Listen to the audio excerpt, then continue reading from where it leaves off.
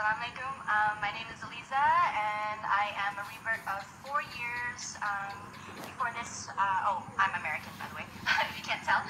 Before this, I was working in the entertainment industry as an actress, model, all those kinds of things. When I entered Islam, I left many of those elements because I felt that it wasn't helping me get to Jannah. Inshallah, now I'm doing YouTube videos, much like Mr. Tawfiq, and also I'm a designer for a company. Assalamualaikum, I'm Jessica. I'm also a revert of 5 years now.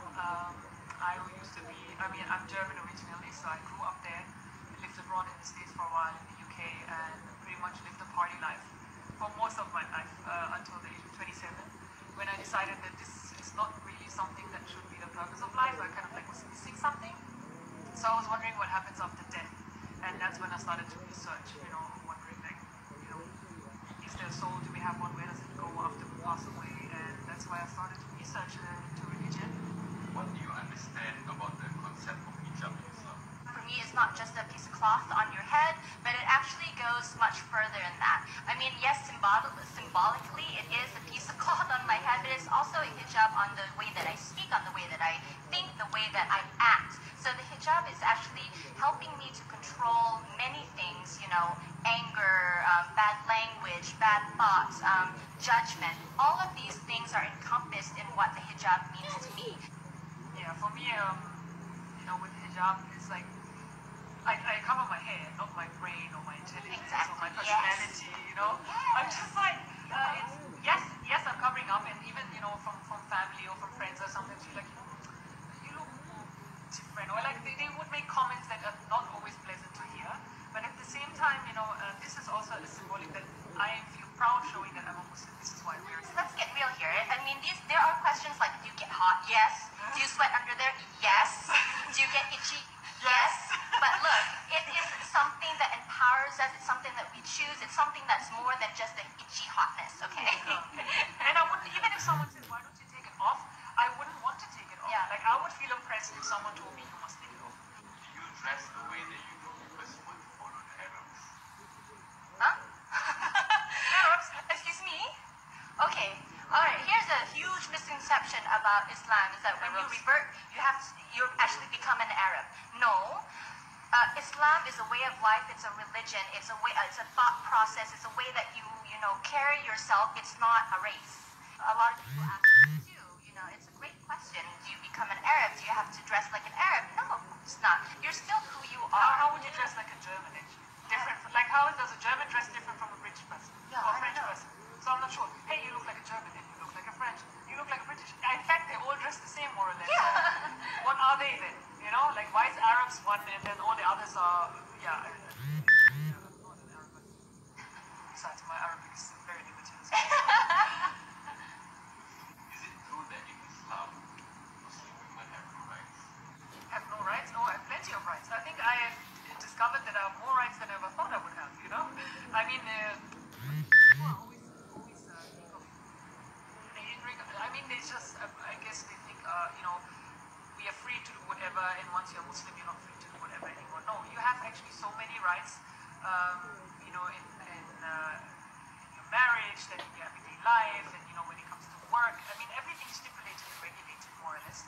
So I don't think we could say like you don't have any more rights. Then you should tell me what rights do I not have anymore. If you claim that I don't have any rights, tell me what are the rights that I don't have. Then we can discuss further. I think for women in Islam, Islam elevates women so high and puts the women in this structure where rights are clearly defined, whereas sometimes in secular life, the rules and regulations that have to do with governing people, they're kind of like a gray area. In Islam, it's like black and white. There's things that are haram, things that you can't do. There's things that are halal, things that you can do. The stuff in the middle, either you stay away from or you have guidance with. So you know exactly what you're doing. You know exactly what you can fight for. You know exactly what your rights are. Whereas when I felt like when I wasn't a Muslim, I didn't know. Is this right? Is this wrong? I'm not sure. But here, I know exactly what I'm doing. I know what is going to get me to Jannah. I know what I shouldn't be doing because I'm told. I know what I should be doing to get more deeds.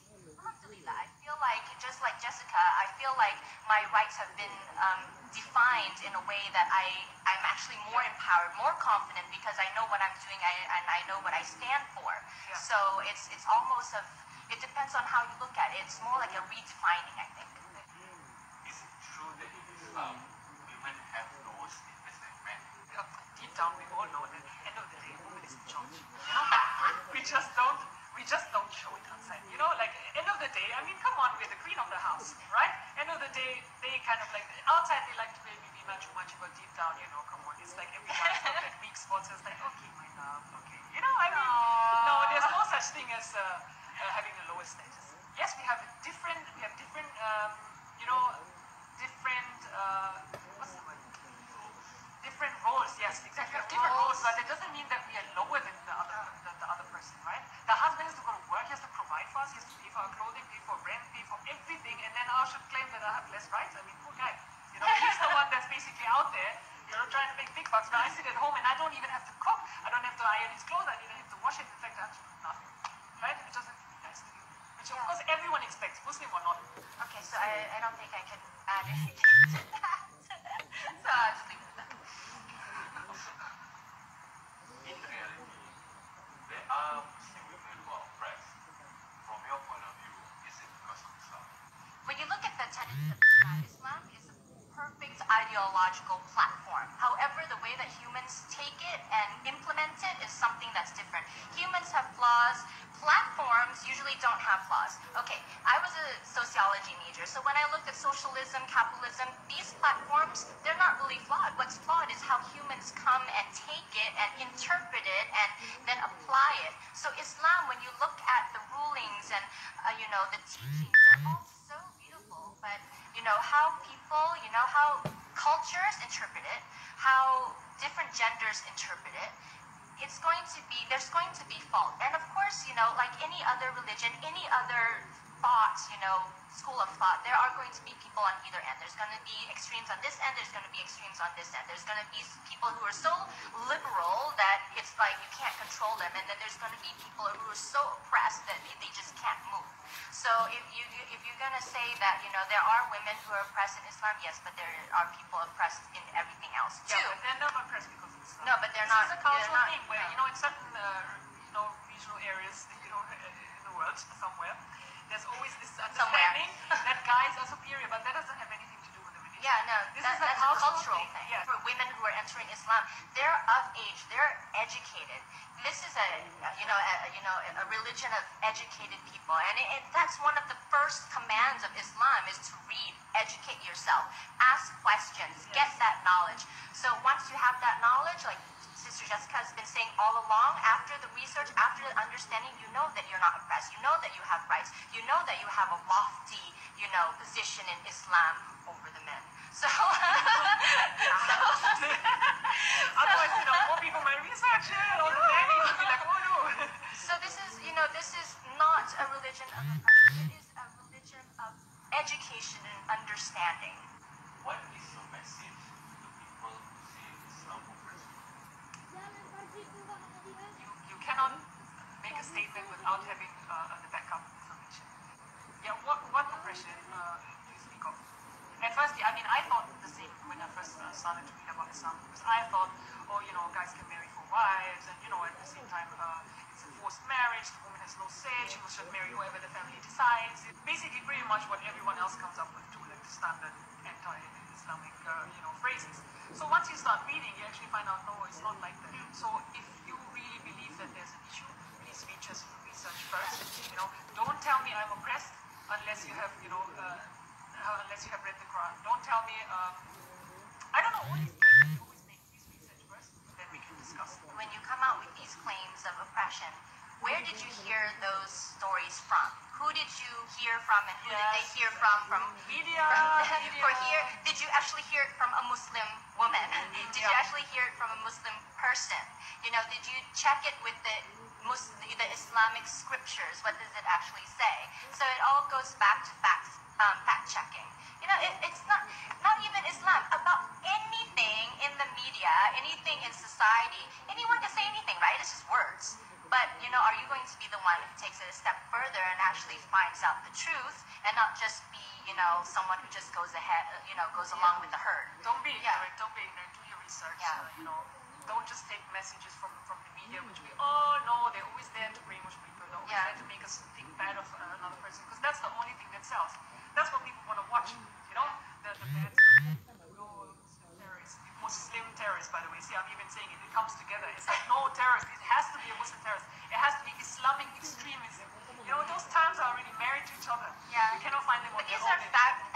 these are fabricated marketing tools that are Yes. key search words. So, you know, don't believe everything on TV, don't believe everything on Google. You know, there's so many, like I said, people can write anything or say anything that they want. Actually go out, find out for yourself, talk to a Muslim woman, talk to a Muslim person, go to the masjid. Inshallah, the masjids are becoming more open.